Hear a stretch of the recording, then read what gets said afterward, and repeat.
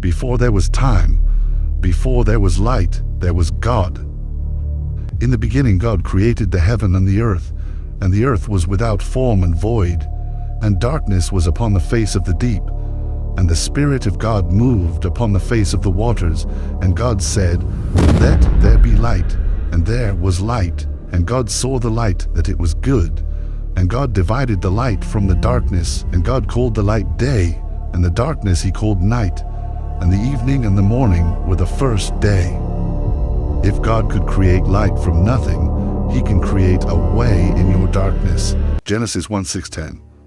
And God said, "Let there be a firmament in the midst of the waters, and let it divide the waters from the waters." And God made the firmament and divided the waters which were under the firmament from the waters which were above the firmament. And it was so. And God called the firmament heaven, and the evening and the morning were the second day. And God said, "Let the waters under the heaven be gathered together unto one place, and let the dry land appear."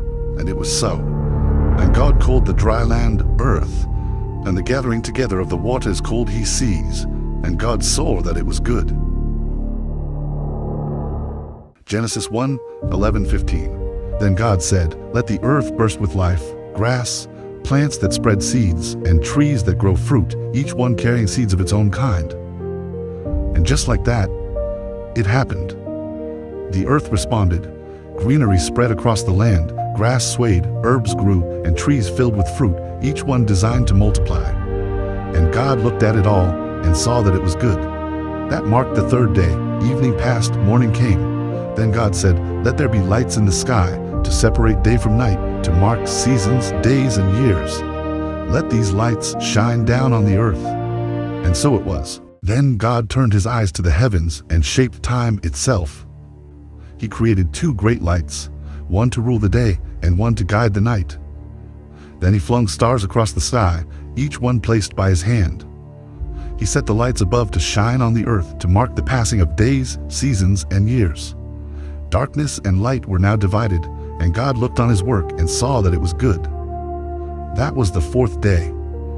Then God said, "Let the waters move with life, let birds fly freely through the skies." The heavens were lit, the oceans stirred, and life began to breathe. If God could breathe life into the world, he can breathe hope into your situation. Don't give up. When God speaks, the impossible becomes reality.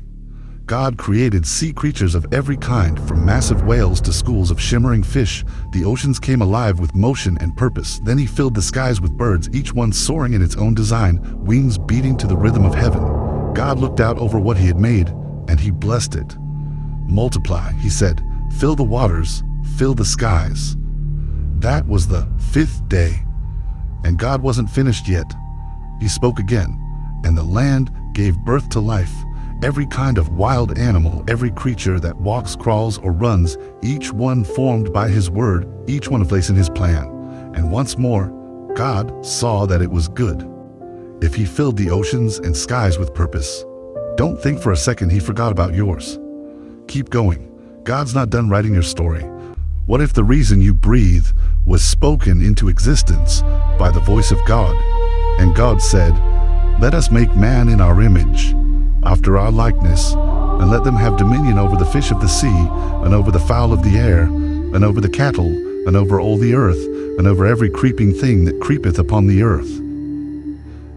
So God created man in his own image. In the image of God created he him, male and female created he them. And God blessed them, and God said unto them, "Be fruitful and multiply, and replenish the earth, and subdue it, and have dominion over the fish of the sea, and over the fowl of the air, and over every living thing that moveth upon the earth." And God said, "Behold, I have given you every herb bearing seed, which is upon the face of all the earth, and every tree, in the which is the fruit of a tree yielding seed. To you it shall be for meat, and to every beast of the earth, and to every fowl of the air, and to everything that creepeth upon the earth wherein there is life. I have given every green herb for meat," and it was so. You were made in the image of God himself. So the next time the world tries to define you, remember who already did. In 6 days, the world burst into life.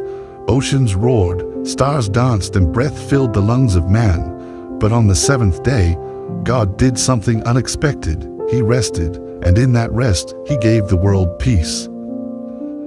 So the heavens and earth were finished, and everything in them. On the seventh day, God stopped working, not because He was tired, but because the work was done. He blessed the day.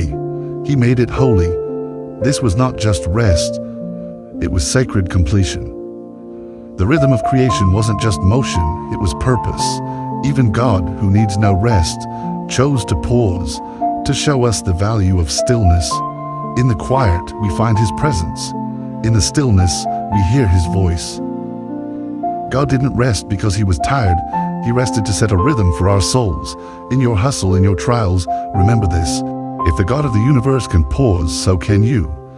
There's holiness in the stillness. Take a breath, rest, and know that He is still God.